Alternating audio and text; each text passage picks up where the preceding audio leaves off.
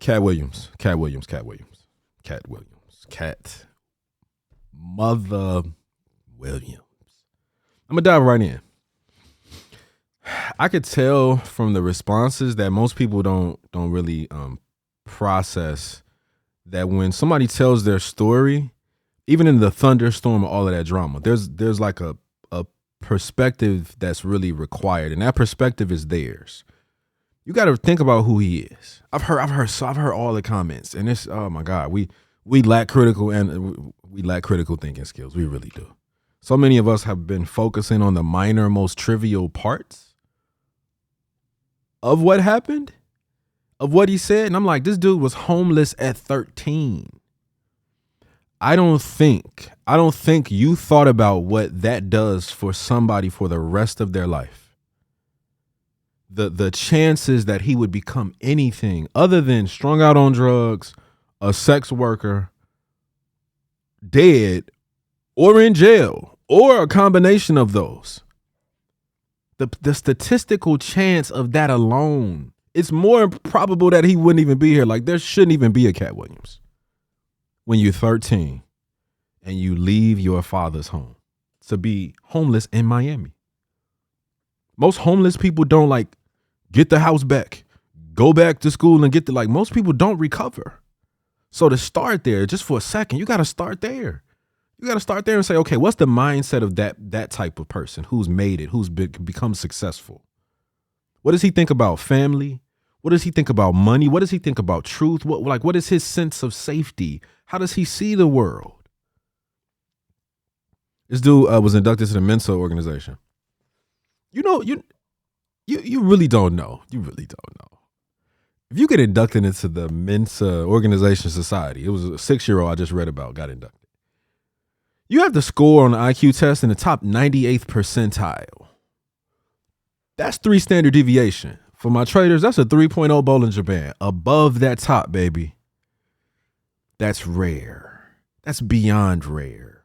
So you're talking to somebody who was at the bottom of society, incredibly vulnerable as a homeless child,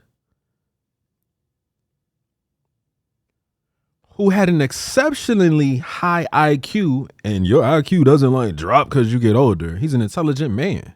He's more intelligent than probably you, easily, and me. And that's what y'all wrestle with. That's what some of y'all don't like. Some of y'all don't like because he don't have the certain look.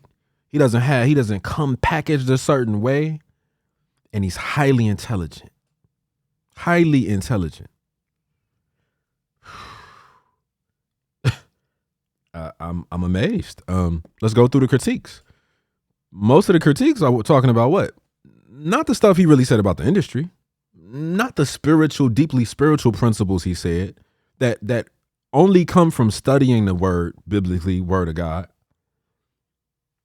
Like, most people can't utter truth just randomly, casually, in a flow of conviction where you're just talking about something that most people are going to consider drama. Major principles of truth, and truth doesn't just ooze out of most people like that. It doesn't. This man said, I gotta put the LA hat on because that's where he films. That's what Uncle Shannon films. He said, Satan. What did he say about Satan? He said Satan can't create anything. He can't even bless his own followers.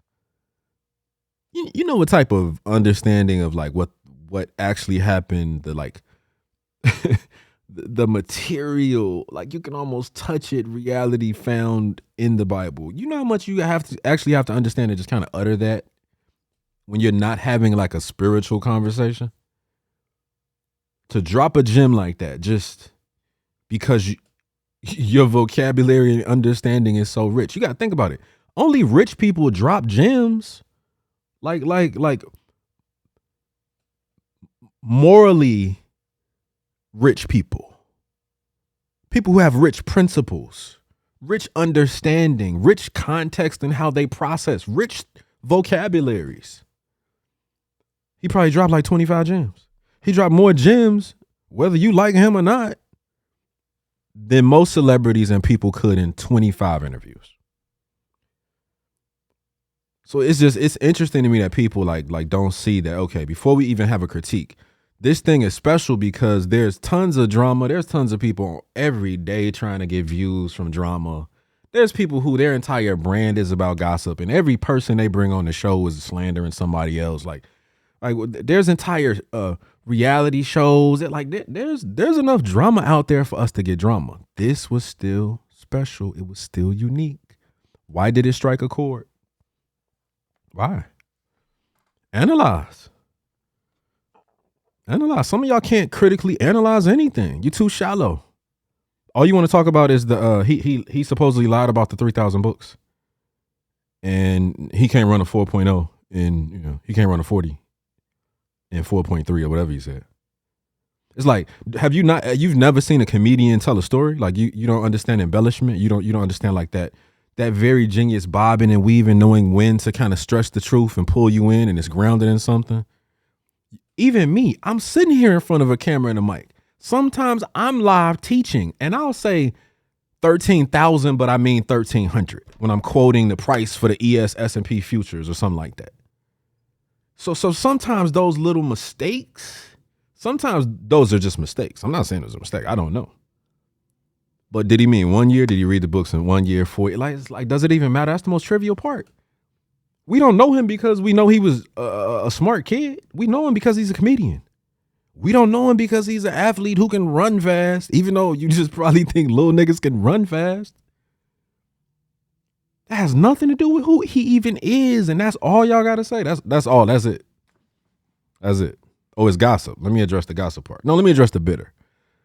Bitter people don't have patience.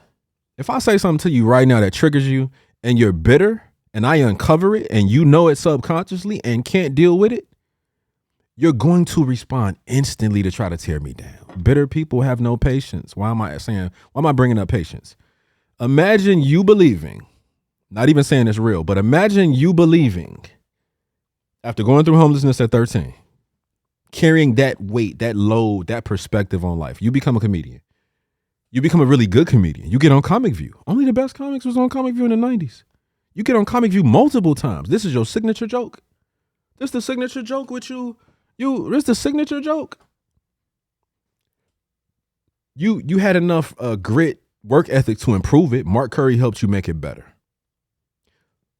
A couple years later, you see a show with the kings of comedy. Oh my God. And somebody that you know or that you believe saw your joke, does your joke, changes one little piece, and this is so personal to me. Oh my God, I can't relate. Ooh, I can't relate to master liars. Learn from you, took something, tweaked it because they knew how powerful it was. Couldn't create it on their own. Figured that they had a bigger brand, bigger voice, bigger audience, right? So nobody's gonna know. This happens all the time in every industry. He told y'all that this is business. This happens in everything. Clicks happen in everything. It happens in everything. People think they can take your stuff in every industry. You watch another comedian do your joke and then you see the whole world praise this person for their genius. And Katt didn't say anything about this for all these years, but he's bitter. So he waited 25 years. He was burning with bitterness, but he waited 25 years. Bitter people aren't patient. They're not. They react instantly when triggered. Instantly. And you know it. What else, man? Oh my God. A lot of people couldn't respond to the spiritual principles. He mentioned Jesus a lot. He mentioned reading a book a lot. You don't know God unless you study his word. You don't know his precepts. You don't know his mind. You don't know how he thinks. You don't understand. You don't understand how Jesus moves if you don't study his word. Even to say his name multiple times. I'm not saying that's impressive, but I'm listening. I am. I want to see what else. I want to see what else comes out. I do. I don't think any of the comments I've seen wrestled with the spiritual principles. The line about how the line isn't black, it's God's people and them. I really I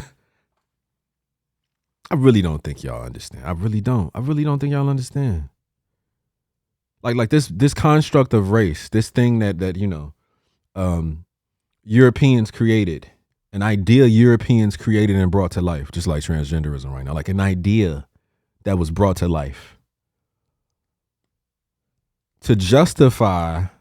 They had to create race so that racism could function, right? So that capitalism could function in this new world because, right, Europe didn't, right? There wasn't crops and like abundance of natural resources. That's not what Europe is known for. Africa is known for that. Caribbean islands, southern hemisphere countries are known for that. So they created race. We now believe it, which makes us crazy because we think there's this deep affinity by skin. And maybe on some levels there definitely should be because we even though there is no we have been through a lot. And because he's black, what do we love to do? Happens in the financial trading, online investing space. Same stuff. Can't say certain stuff about certain people. You can't critique black men. Black men can't critique other black men on the principle of morals and integrity and truth and good customer service and quality products. Like, we can't actually have that conversation. Nobody can critique anybody. Why? Because, oh, you black. So you just bringing your own people down.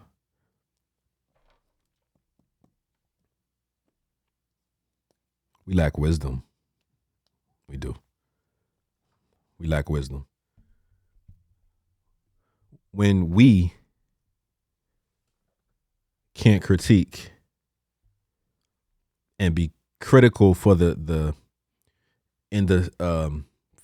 sake of protecting other people from like the culture vultures who are black, who prey on black people, who talk the best game and all that. So he's just bitter and he like crossed the line because he's black, talking about like deviant behaviors, theft, all of the weird homosexuality stuff, right, all of that stuff in Hollywood. But because he's talking about and mentioning black men, like, he shouldn't do that. To say that that's not the line, that the line is God, I don't think most of y'all got what he was saying. I don't think y'all got what he was saying. And that's hard for most black people, I think, I don't say most, a lot of us to process. Because what he's saying is, what is your identity grounded in? Is it grounded in your skin and a identity that some white dude made up 500-600 years ago in Europe? Is blackness the core of who you are, or is it something deeper? Are you kingdom minded? And the only thing that matters is, just like when they was talking to Jesus and they was like, yo, man, this dude's he out here wilding. Somebody go get his brother. He was like, yo, who is my brother? Who is my brother? There's a spiritual family that's so much deeper than blood, and we all know it. We all know it. That's what he was saying. Like, that statement was political, it was social, it was cultural. Like that literally could be an entire series of podcasts. Just trying to help black people to like slowly, just for a second, pause on like the concept of blackness. And to think about how it limits us from critical thinking, from actually helping each other. I don't know, man. I don't know about y'all. I don't know about y'all. I really don't. Let me see. What else can I go for? What else can I say real quick before I go? Here's my question. For people of faith, Jesus followers, can you hear him during a thunderstorm? I'm not saying Katt is God. I'm not saying he's some embodiment of truth. I'm not. What I'm saying is when a man speaks certain principles that you can tell come from studying, from relationship, from literally pretty much accurately line up from scripture, and not the light, easy, fluffy stuff that sits on the top.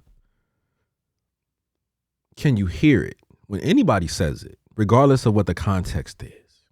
That's what's important. I'm gonna go here too. Most of us understand clout and like, flexing with money and women and like the things that the world, like material possessions and all this stuff that like that are just like not even on some vibrational level, but like on just like a moral level, like just low. It's just low hanging fruit. Stuff that's not gonna last. It's not gonna matter. Nobody's gonna remember you for. All right, people gonna remember you. They're gonna remember your character and what's my point? For a man who does not have a wife to to adopt 7 children, why do you think he did that? And unfortunately, Unc doesn't have the spiritual maturity to like really get how powerful that is. And it's funny, but Katt was kind of like in that moment, not checking him, but kind of exposing that in like a very light way. When he asked him, like, what do you think God thinks about me? I don't think Unc got the question. Because he answered like, oh man, that's a nice gesture. What? A nice gesture? Most men don't have the finances to take care of their own 7 children. I don't say most, but that's right. That's a heavy load. You got to be able to provide. To decide to father children without a mom just because you wanted to give them safety and what you didn't have, that speaks to the man's, it says something very deep about who he is. And you can major in the minors. You can talk all day. Y'all can talk all day about the 4-3, the 3,000. It's like you've missed what everybody else caught because you just don't have the eyes, you just can't see it. And you don't realize that like that was not just people loving gossip. Some people heard God's voice in the storm, but you can't hear him. You didn't hear it. You just didn't hear it. So you're not a part of this, like this thing that just struck a chord in people. I felt more, I felt more like, I don't even say felt God. I thought about God more listening to that interview than I did when I heard the whole Kirk Franklin interview. And Kirk Franklin is the gospel singer, the gospel, right? He's the guy, and I love Kirk. But that was special. That's all I'm saying. when I think it's probably a little bit over 300 million people in the country, when 31 million people watching the interview, when 10%, technically like 10% of America watches you speak for 2 minutes, 2.5 hours, your voice in that moment is literally more powerful, or at least more seen, more valued than presidents. Y'all don't think nothing happened and nothing he said was in no way, shape, or form impactful or rich or worth like thinking through, mulling through, wrestling with. I had so many of my guys call me. It's crazy. Every intelligent black man I know called me to talk about it one-on-one intelligently in the safe space of our phones where we could just talk. It was powerful. I loved it. I hope he don't say nothing for the next 10 years just to piss y'all off. I know some people are just waiting on his breakdown, waiting on something to come out saying he on crack. I know some of y'all are waiting on his downfall. I know. No, and that's messed up because what you actually saw was what I saw was a black boy who had an estranged relationship with his father, I guess, and his mother at 14, 13. He was homeless. He managed to become something and actually be successful. And he seems to have some deep, deep moral fiber to who he is.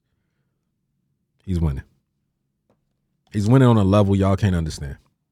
So why would he be bothered? Why would he be bitter? Why would he be chasing clout? Maybe most of what he presented just is what it is. Maybe that's the truth. Okay. I think I'm done. 19 minutes?